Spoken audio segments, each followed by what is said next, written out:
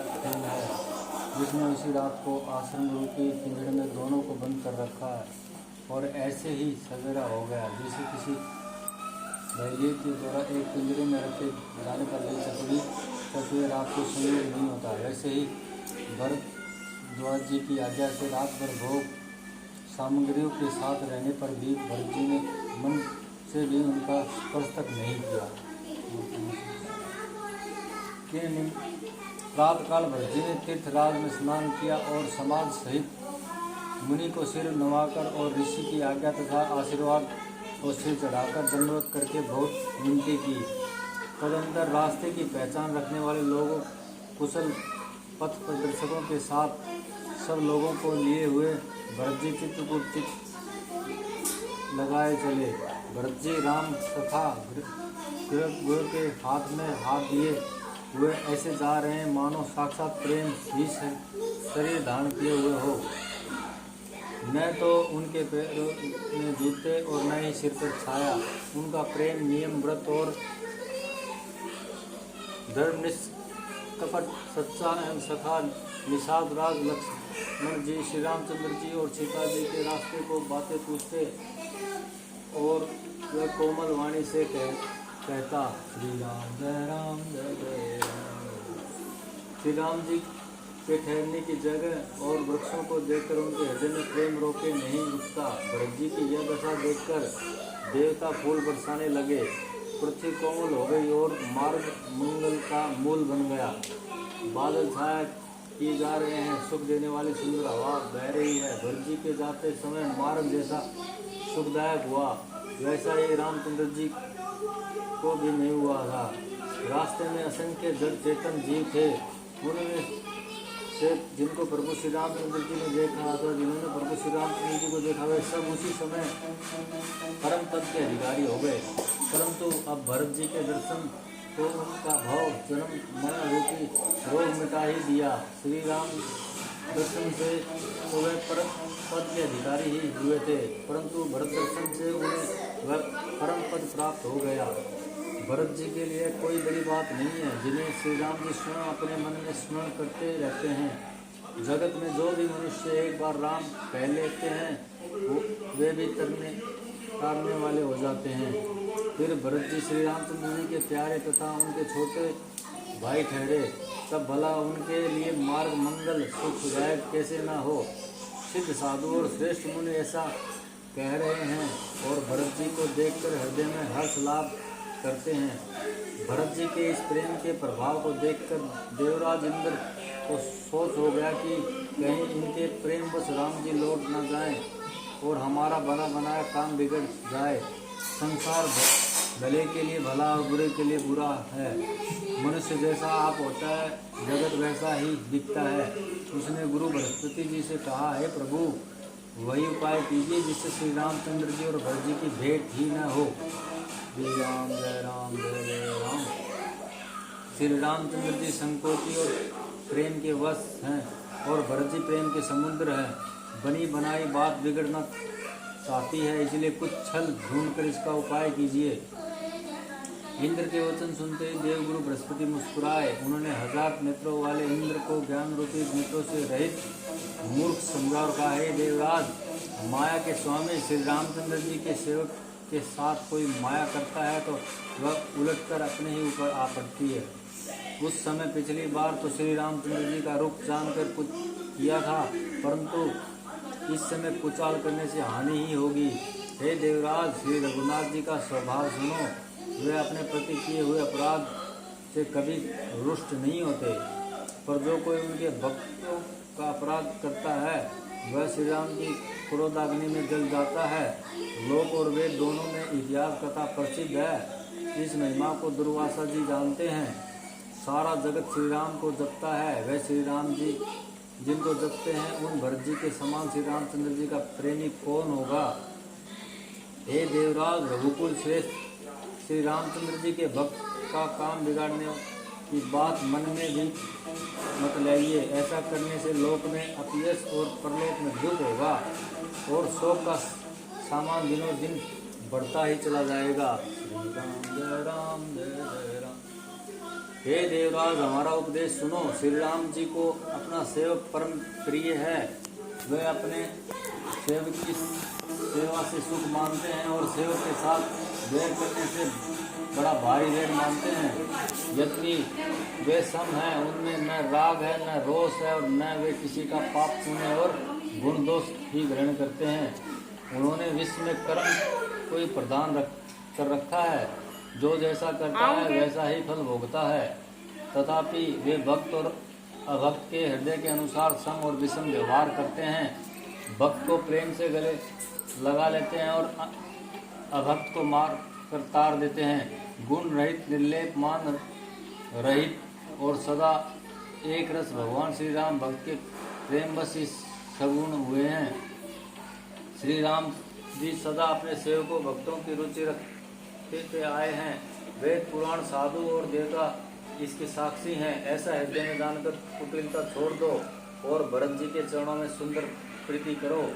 हे देवराज, इंद्र श्री रामचंद्र के भक्त सदा दूसरों के हित में लगे रहते हैं। वे दूसरों के दुख से दुखी और दयालु होते हैं। फिर भरत तो भक्तों के शिरोमणि हैं, उनसे बिल्कुल न डरो। प्रभु श्री रामचंद्र जी सत्य प्रतिज्ञ और देवताओं का हित करने वाले हैं और भरत जी श्री राम जी की आज्ञा के अनुसार चलने वाले हैं। तुम व्यर्थ इस स्वार्थ के विशेष वश होकर व्याकुल हो रहे हो। इसमें भरत जी का कोई दोष नहीं है, तुम्हारा ही मोह है। देव गुरु बृहस्पति जी की श्रेष्ठ वाणी सुनकर इंद्र के मन में बड़ा आनंद हुआ और उनकी चिंता मिट गई। तब हर्षित होकर देवराज फूल बरसाकर भरत जी के स्वभाव की सराहना करने लगे। श्री राम जय जय राम। इस प्रकार भरत जी मार्ग में चले जा रहे हैं। उनकी प्रेममयी दशा देखकर मुनि और सिद्ध लोग भी सिहाते हैं। भरत जी जब ही राम कहकर लंबी सांस लेते हैं, तभी मानो चारों ओर प्रेम उमड़ पड़ता है। उनके प्रेम और दीनता से पूर्ण वचनों को सुनकर ब्रज और पत्थर भी पिघल जाते हैं। अयोध्यावासियों का प्रेम कहते नहीं बनता। बीच में निवास मुकाम करके भरत जी यमुना जी के तट पर आए। यमुना जी का जल देखकर उनके नेत्रों में जल भर आया। श्री रघुनाथ जी के श्याम रंग का सुंदर जल देखकर सारे समाज सहित भरत जी प्रेमहीन होकर श्री राम जी के विरह रूपी समुद्र में डूबते डूबते विवेक रूपी जहाज पर चढ़ गए। अर्थात यमुना जी का श्याम वर्ण जल देखकर सब लोग श्याम वर्ण भगवान के प्रेम में विल हो गए और उन्हें न पाकर विहर व्याध से पीड़ित हो गए। तथा भरत जी को यह ध्यान आया कि जल्दी चलकर उनके साक्षात दर्शन करेंगे। इस विवेक से वे फिर उत्साहित हो गए। उस दिन यमुना जी के किनारे निवास किया। समयानुसार सबके लिए खान पान आदि की सुंदर व्यवस्था हुई। निषाद राज का संकेत पाकर रात ही रात में घाट घाट की अगणित नावें वहां आ गई, जिनका वर्णन नहीं किया जा सकता। सवेरे एक ही खेवे में सब लोग पार हो गए और श्री रामचंद्र जी के सखा निषाद राज भी इस सेवा से संतुष्ट हुए। वे स्नान करके नदी को सिर नवाकर निषाद राज के साथ दोनों भाई चले। आगे अच्छी अच्छी सवारियों पर श्रेष्ठ मुनि, उनके पीछे सारा राज समाज जा रहा है। उसके पीछे दोनों भाई बहुत सादे भूषण वस्त्र और वेश से पैदल चल रहे हैं। राम जय राम जय जय राम। सेवक मित्र और मंत्री के पुत्र उनके साथ लक्ष्मण, सीता जी और रघुनाथ जी का स्मरण करते जा रहे हैं। जहाँ जहाँ श्री राम जी ने निवास और विश्राम किया था, वहाँ वहाँ प्रेम से प्रणाम करते रहे। मार्ग में रहने वाले स्त्री पुरुष यह सुनकर घर और काम काज छोड़कर दौड़ पड़ते हैं और उनके रूप, सौंदर्य और प्रेम को देखकर वे सब जन्म लेने का फल पाकर आनंदित होते हैं। गांव की स्त्रियां एक दूसरी से प्रेम पूर्वक कहती हैं, सखी ये राम लक्ष्मण की नहीं, हे सखी इनकी अवस्था, शरीर और रंग रूप तो वही है। शील स्नेह उन्हीं के सदृश है और चाल भी उन्हीं समान है, परंतु हे सखी इनका न तो वेश वल्क वस्त्रधारी मुनिवेश है, न सीता जी ही संग है और न इनके आगे चतुरंगिणी सेना चल रही है।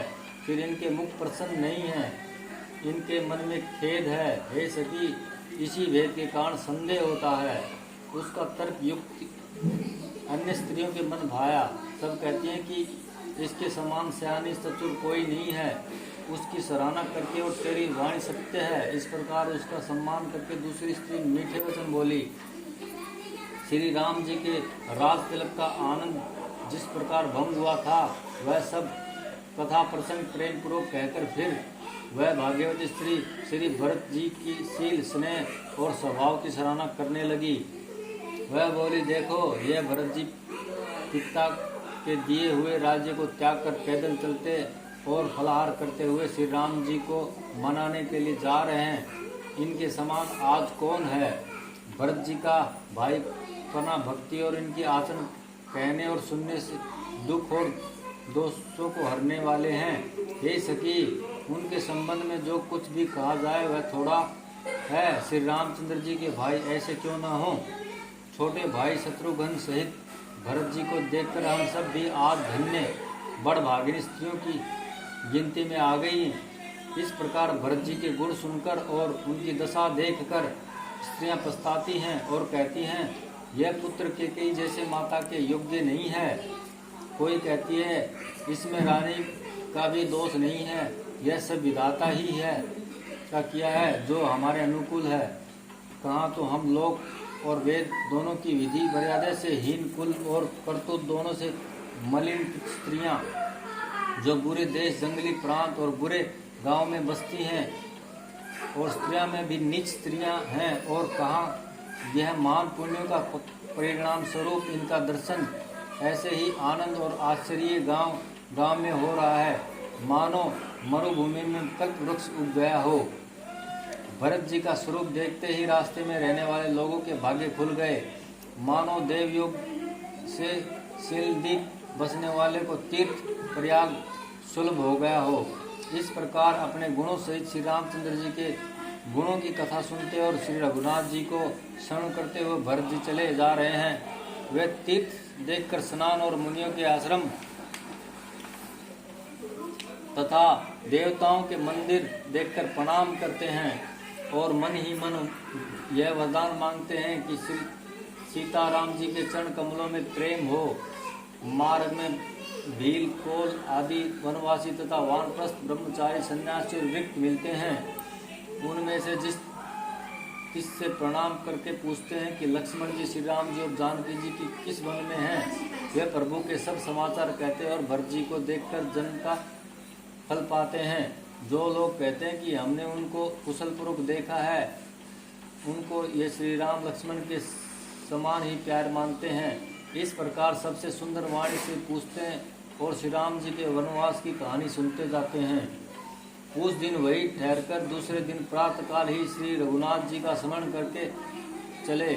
साथ के सब लोगों को भी भरत जी के समान ही श्री राम जी के दर्शन की लालसा लगी हुई है। सबको मंगल सूचक शकुन हो रहे हैं। सुख देने वाले पुरुषों के दाहिने और स्त्रियों के बाएं नेत्र और भुजाएं फड़क रही हैं। समाज सहित भरत जी को उत्साह हो रहा है कि श्री रामचंद्र जी मिलेंगे और दुख का दाह मिट जाएगा। जिसके जी में जैसा है वैसा ही मौत करता है। सब स्नेह रूपी मदिरा से छके प्रेम में मतवाले हुए चले जा रहे हैं। अंग शिथिल है, रास्ते में पेड़ डगमगा रहे हैं और प्रेमवश बिल वचन बोल रहे हैं। श्री राम जय राम जय जय राम, श्री राम जय राम जय जय राम। राम सखा निषाद राज ने उसी समय स्वाभाविक ही सुहावना पर्वत शिरोमणि कामदगिरी दिखलाया, जिसके निकट ही पैस्विनी नदी के तट पर सीता जी समेत दोनों भाई निवास करते हैं। सब लोग उस पर्वत को देखकर जानकी जीवन श्री रामचंद्र जी की जय हो ऐसा कहकर दंडवत प्रणाम करते हैं। राज समाज प्रेम में ऐसा मग्न है मानो रघुनाथ जी अयोध्या को लौट चले हों। भरत जी का उस समय जैसा प्रेम था वैसा शेष भी नहीं कह सकते। कवि के लिए तो वह वैसा ही अगम है जैसा अहंता और ममता से मलिन मनुष्यों के लिए ब्रह्मानंद। सब लोग श्री रामचंद्र जी के प्रेम के मारे स्थिर होने के कारण सूर्यास्त होने तक दिन भर में 2 ही कोस चले पाए और जल स्थल का सुपास देखकर रात को वहीं बिना खाए पिए ही रह गए। रात बीतने पर श्री रघुनाथ जी के प्रेम भरत जी ने आगे गमन किया। उधर श्री रामचंद्र जी रात शेष रहते ही जागे। रात को सीता जी ने ऐसा स्वप्न देखा जिसे वे श्री राम जी को सुनाने लगी। मानो समाज सहित भरत जी यहाँ आए हैं। प्रभु के वियोग की अग्नि से उनका शरीर संतप्त है। सभी लोग मन में उदास, दीन और दुखी हैं। सांसों दूसरी ही सूरत में देखा। सीता जी का स्वप्न सुनकर श्री रामचंद्र जी के नेत्रों में जल भर आया और सबको सोच से छुड़ा देने वाले प्रभु स्वयं लीला से सोच के वश हो गए और बोले, लक्ष्मण, यह स्वप्न अच्छा नहीं है। कोई भीषण कुसमाचार, बहुत ही बुरी खबर सुनावेगा। ऐसा कहकर उन्होंने भाई सहित स्नान किया और त्रिपुरारी महादेव जी का पूजन करके साधुओं का सम्मान किया। देवताओं का सम्मान, पूजन और मुनियों की वंदना करके श्री रामचंद्र जी बैठ गए और उत्तर दिशा की ओर देखने लगे। आकाश में धूल छा रही है। बहुत तेजी से पक्षी और पशु व्याकुल होकर भागे हुए प्रभु के आश्रम को आ रहे हैं। तुलसीदास जी कहते हैं कि प्रभु श्री रामचंद्र जी यह देखकर उठे और सोचने लगे कि क्या कारण है। वे चित्त में आश्चर्य युक्त हो गए। उसी समय कोल बिलों ने आकर सब समाचार कहे। तुलसीदास जी कहते हैं कि सुंदर मंगल वचन सुनते ही श्री राम जी के मन में बड़ा आनंद हुआ। शरीर में पुलकावली छा गई और शरद ऋतु के कमल के समान नेत्र प्रेमाश्रुओं भर गए। सीतापति श्री रामचंद्र जी पुनः सोच के वश में हो गए कि भरत के आने का क्या कारण है। फिर एक ने आकर ऐसा कहा कि उनके साथ में बड़ी भारी चतुरंगिणी सेना भी है। यह सुनकर श्री रामचंद्र जी को अत्यंत सोच हुआ। इधर तो पिता के वचन और इधर भाई भरत जी का संकोच। भरत जी के स्वभाव को मन में समझकर तो प्रभु श्री रामचंद्र जी चित्त को ठहराने के लिए कोई स्थान ही नहीं पाते। तब यह जानकर समाधान हो गया कि भरत साधु और सयाने हैं तथा मेरे कहने में आज्ञाकारी हैं। लक्ष्मण जी ने देखा कि प्रभु श्री राम जी के हृदय में चिंता है तो वे समय के अनुसार अपना नीति युक्त विचार कहने लगे। हे स्वामी, आपके बिना ही पूछे मैं कुछ कहता हूँ। सेवक समय पर ठिठाई करने से ठीक नहीं समझा जाता, अर्थात आप पूछे तब मैं कहूँ ऐसा अवसर नहीं है। इसलिए मेरा कहना ठिठाई नहीं होगा। हे स्वामी, आप सर्वज्ञों में शिरोमणि हैं, सब जानते ही हैं। मैं सेवक तो अपनी समझ की बात कहता हूँ। हे नाथ, आप परम सुहृद, बिना ही कारण परम हित करने वाले, सरल हृदय तथा शील और स्नेह के भंडार हैं। आपका सभी पर प्रेम और विश्वास है और अपने हृदय में सबको अपने ही समान जानते हैं, परंतु मूढ़ विषयी जीव प्रभुता पाकर मोहवश अपने असली स्वरूप को प्रकट कर देते हैं। भरत नीति परायण, साधु और चतुर तथा प्रभु आपके चरणों में उनका प्रेम है, इस बात को सारा जगत जानता है। वह भरत भी आज श्री राम जी आपका पद, सिंहासन या अधिकार पाकर धर्म की मर्यादा को मिटाकर चले हैं। कुटिल खोटे भाई भरत उसमें देखकर और यह जानकर कि राम जी आप वनवास में अकेले असहाय हैं, अपने मन में बुरा विचार करके समाज जोड़कर राज्य को निष्कंठ करने के लिए यहाँ आए हैं। करोड़ों अनेकों प्रकार की कुटिलताएं रचकर सेना बटोर कर दोनों भाई आए हैं। यदि इनके हृदय में कपट और कुचल न होती तो रथ, घोड़े और हाथियों की कतार ऐसे समय किसे सुहाती, परंतु भरत को ही व्यर्थ कौन दोष दे। राजपथ पा जाने पर सारा जगत ही पागल मतवाला हो जाता है। श्री राम जय राम। चंद्रमा गुरु पत्नीगामी हुआ। राजा नहुष ब्राह्मणों की पालकी पर चढ़ा और राजा वेन के समान नीच तो कोई नहीं होगा, जो लोक और वेद दोनों से विमुख हो गया। सहस्त्रबाहु देवराज इंद्र और त्रिशंकु आदि किसको राजमद ने कलंक नहीं दिया। भरत ने यह उपाय उचित ही किया है, क्योंकि शत्रु और ऋणी को कभी जरा भी शेष नहीं रखना चाहिए। हाँ, भरत ने एक बात अच्छी नहीं की, जो राम जी आपको असहाय जानकर उनका निरादर किया। पर आज संग्राम में श्री राम जी आपको क्रोधपूर्ण मुख देखकर यह बात भी उनकी समझ में विशेष रूप से आ जाएगी, अर्थात इस निरादर का फल भी अच्छी तरह पा जाएंगे। इतना कहते ही लक्ष्मण जी नितरस भूल गए और युद्ध रस रूपी वृक्ष पुलकावली के बहाने से फूल उठा, अर्थात नीति का बात कहते कहते उनके शरीर में वीर रस छा गया। वे प्रभु श्री रामचंद्र जी के चरणों की वंदना करके चरण रज को सिर पर रखकर सच्चा और स्वाभाविक बल कहते हुए बोले, हे नाथ, मेरा कहना अनुचित न मानिएगा। भरत ने हमें कम नहीं प्रचारा है, हमारे साथ कम छेड़छाड़ नहीं की है।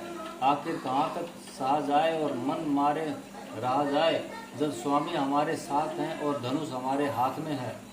क्षत्रिय जाति रघुकुल में जन्म और फिर मैं श्री राम जी आपका अनुगामी सेवक हूँ, यह जगत जानता है। फिर भला कैसे सह जाए।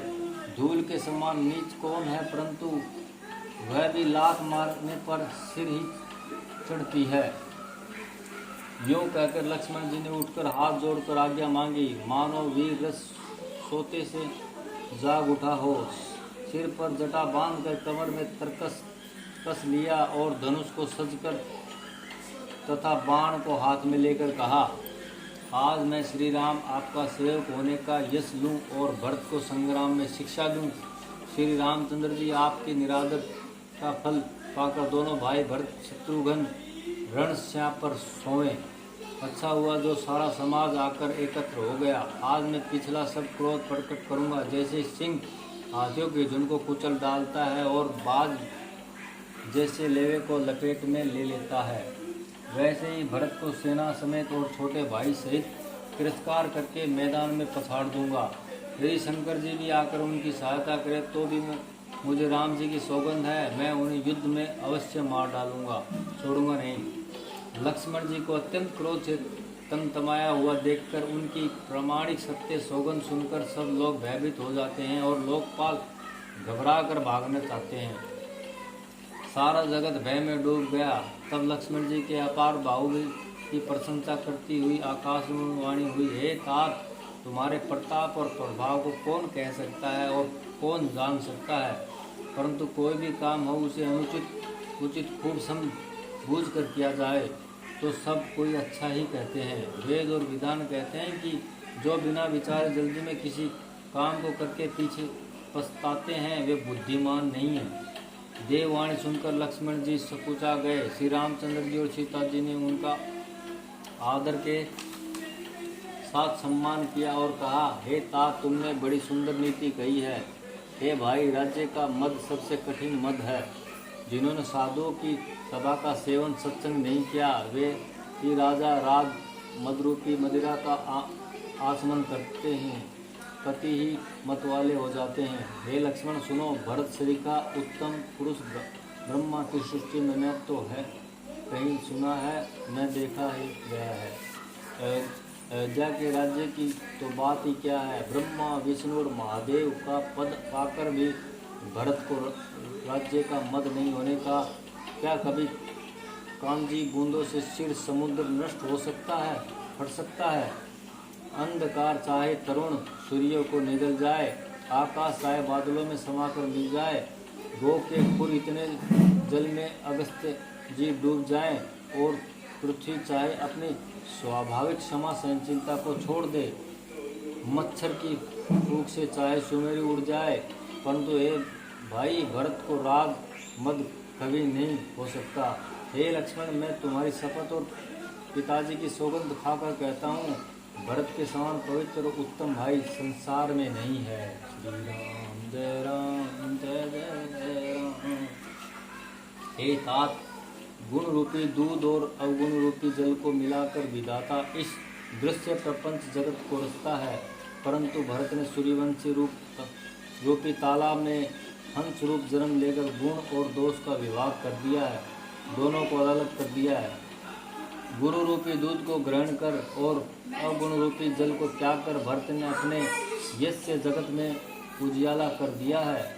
भरत जी के गुणशील और स्वभाव को कहते कहते श्री रघुनाथ जी प्रेम समुद्र में मग्न हो गए। श्री रामचंद्र जी की वाणी सुनकर और भरत जी पर उनका प्रेम देखकर समस्त देवता उनकी सराहना करने लगे और कहने लगे कि श्री रामचंद्र जी के समान कृपा के धाम प्रभु और कौन है। यदि जगत में भरत का जन्म न होता तो पृथ्वी पर संपूर्ण धर्मों की दूरी को कौन धारण करता। हे रघुनाथ जी, कवि कुल के लिए अगम उनकी कल्पना अतीत भरत जी के गुणों की कथा आपके सिवा और कौन जान सकता है। लक्ष्मण जी, श्री रामचंद्र जी और सीता जी ने देवताओं की वाणी सुनकर अत्यंत सुख पाया है, जो वर्णन नहीं किया जा सकता। यहाँ भरत जी ने सारे समाज के साथ पवित्र मंदाकिनी में स्नान किया है। फिर सबको नदी के समीप ठहराकर तथा माता, गुरु और मंत्री की आज्ञा मांगकर निषाद राज और शत्रुघ्न को साथ लेकर भरत जी वहाँ को चले जहाँ श्री सीता जी और श्री रघुनाथ जी थे। भरत जी अपनी माता कैकेयी की करनी को समझकर याद करके सुकुचाते हैं और मन में करोड़ों नेकों कुतक करते हैं। सोचते हैं श्री राम, लक्ष्मण और सीता जी मेरा नाम सुनकर स्थान छोड़कर कहीं दूसरी जगह उठकर न चले जाएं। मुझे माता के मत में मानकर वे जो कुछ भी करे सो थोड़ा है, पर वे अपनी ओर समझकर अपने विरुद्ध और संबंध को देखकर मेरे पापों और अवगुणों को क्षमा करके मेरा आदर भी करेंगे। चाहे मलिन मन जानकर मुझे त्याग दे, चाहे अपना सेवक मानकर मेरा सम्मान करें, कुछ भी करे, मेरे तो श्री रामचंद्र जी की जूतियाँ ही शरण हैं। श्री रामचंद्र जी तो अच्छे स्वामी हैं, दोस्त तो सब दास का ही है। जगत में यश के पात्र तो चातक और मछली ही हैं, जो अपने नेम और प्रेम को सदा नया बनाए रखने में निपुण हैं। ऐसा मन में सोचते हुए भरत जी मार्ग में चले जाते हैं। उनके सब अंग संकोच और प्रेम से शिथिल हो रहे हैं। माता की हुई बुराई मानो मुनि लौटाती है, पर धीरज की धुरी को धारण करने वाले भरत जी भक्ति के बल से चले जाते हैं। जब श्री रघुनाथ जी के स्वभाव को समझते स्मरण करते हैं, तब मार्ग में उनके पैर जल्दी जल्दी पड़ने लगते हैं। उसी समय भरत की दशा कैसी है, जैसे जल के प्रवाह में जल के भोरे की गति होती है। भरत जी का सोच और प्रेम देखकर उस समय निषाद विदेह हो गया, देह की शुद्ध बुद्ध भूल गया, मंगल शकुन होने लगे। सुनकर विचारक निषाद कहने लगा, सोच मिटेगा, हर्ष होगा, पर फिर अंत में दुख होगा। भरत जी ने सेवक गुह के सब वचन सत्य जाने और वह आश्रम के समीप जा पहुँचे। वहाँ के वन और पर्वतों के समूह को देखा तो भरत जी ने इतने आनंदित हुए मानो कोई भूखा अच्छा अन्न भोजन पा गया हो। जैसे इति के भय से दुखी हुई और तीनों आध्यात्मिक, आदिदेविक और आदि भौतिक तापों तथा क्रूर ग्रहों और महामारियों से पीड़ित प्रजा किसी उत्तम देश और उत्तम राज्य में जाकर सुखी हो जाए। भरत जी की गति दशा ठीक उसी प्रकार की हो रही है। अधिक जल बरसना न बरसना, चूहों का उत्पात, टिड्डियों, तोते और दूसरे राजा की चढ़ाई, खेतों में बाधा देने वाले इन 6 उपद्रवों की इति कहते हैं। श्री रामचंद्र जी के निवास से वन की संपत्ति ऐसी सुशोभित मानो अच्छे राजा को पाकर प्रजा सुखी हो।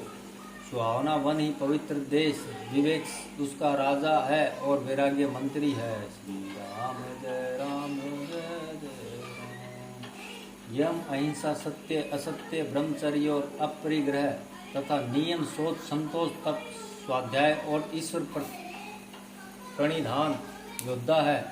पर्वत राजधानी शांति तथा सुबुद्धि 2 सुंदर पवित्र रानियां हैं। वह श्रेष्ठ राजा राज्य के सब अंगों से पूर्ण है और श्री रामचंद्र जी के चरणों के आश्रित रहने से उनके चित्त में चाव, आनंद या उत्साह है। स्वामी, अमात्य, सुहृद, कोष, राष्ट्र, दुर्ग और सेना राज्य ये 7 अंग हैं। मोह रूपी राजा को सेना सहित जीत कर विवेक रूपी राजा निष्कंटक राज्य कर रहा है। उसके नगर में सुख संपत्ति और सुकाल वर्तमान है। वन रूपी प्रांतों में जो मुनियों के बहुत से निवास स्थान हैं, वही मानो शहरों, नगरों, गांव और खेड़ों का समूह है। बहुत से विचित्र पक्षी और अनेकों पशु, ये मानो प्रजाओं का समाज है जिसका वर्णन नहीं किया जा सकता। श्री राम जय राम जय जय।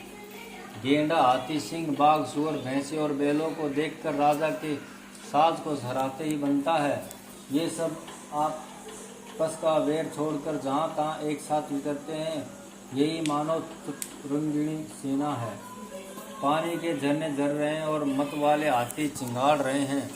वही मानव वहाँ अनेकों प्रकार के नगाड़े बज रहे हैं।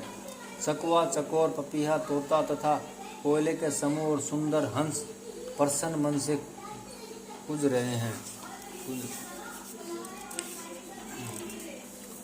भौरों के समूह गुंजार कर रहे हैं और मोर नाच रहे हैं। मानो उस अच्छे राज्य में चारों ओर मंगल हो रहा है।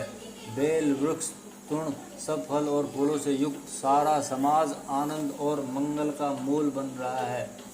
श्री राम जी के पर्वत की शोभा देखकर भरत जी के हृदय में अत्यंत प्रेम हुआ।